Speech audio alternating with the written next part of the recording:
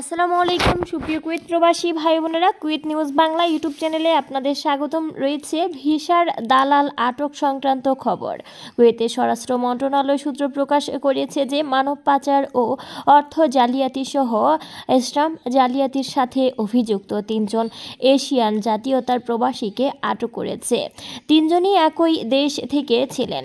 এ ব্যাপারে মন্ত্রণালয় আরও জানিয়েছে যে আটককৃতদের মধ্যে 2 জন হলেন মানব পাচারের সাথে সংশ্লিষ্ট, যারা কুয়েতি 1700 দিনার থেকে শুরু করে 1900 দিনার বিনিময়ে কুয়েতে শ্রমিক নিয়ে আসত। এই দুজনকে জালিয়াতি ও প্রতারণার অভিযোগে আটক করা হয়েছে। এছাড়াও আটককৃত অপরজন ব্যক্তি হলেন কুয়েত সরকারের ইলেকট্রনিক পেমেন্ট সিস্টেমের জন্য স্টাম্প জাল করার সাথে জড়িত। স্টাম্প বিক্রি করার সময় টিপ অফার গ্রহণ করে সময় হাতে নাতে ওই ব্যক্তিকে আটক করা হয়েছিল। আটককৃত ব্যক্তিদের বিরুদ্ধে কঠোর আইনি ব্যবস্থা নেওয়া হবে।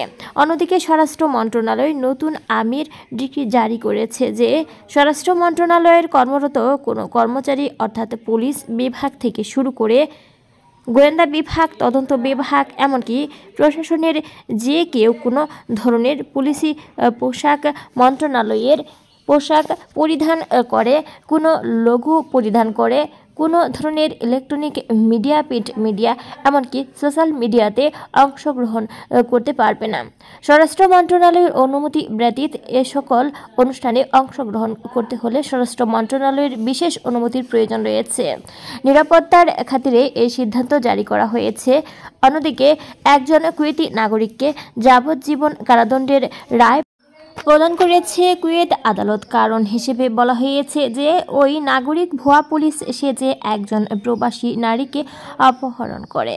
সুপ্রিয় বন্ধুরা, এদিকে আরও জানিয়ে দিচ্ছি, এবার কুয়েতে বিশেষ অভিযান। কুয়েতের স্বরাষ্ট্র মন্ত্রণালয়ের নিরাপত্তা রক্ষীরা মাদক ও সাইকোট্রপিক পদার্থের দুর্যোগ মোকাবেলায় বিশেষ অভিযান চালিয়ে 17টি মামলায় 21 জন আসামিকে গ্রেপ্তার করতে সক্ষম হয়েছে। এদের কাছে থাকা 6 কেজি 213 গ্রাম হাশিশ, 8 কেজি 116 গ্রাম গাঁজা, 3 কেজি 110 গ্রাম সাবু, 153 গ্রাম কোকেন, 550 গ্রাম রাসায়নিক পদার্থ, 10 কেজি হিরোইন, 100 গ্রাম ম্যাজিক মাশরুম, 20 মিলি গাঁজা তেল, 12,042টি লরিকা ক্যাপসুল, 400টি কেপটাগন ট্যাবলেট এবং 147টি বিভিন্ন সাইকোট্রপিক পিল এবং 9টি আগ্নেয়াস্ত্র।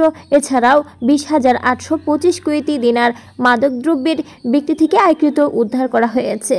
সুপ্রিয় বন্ধুরা, এ ছিল কুয়েত নিউজ বাংলার আপডেট গুরুত্বপূর্ণ তথ্য।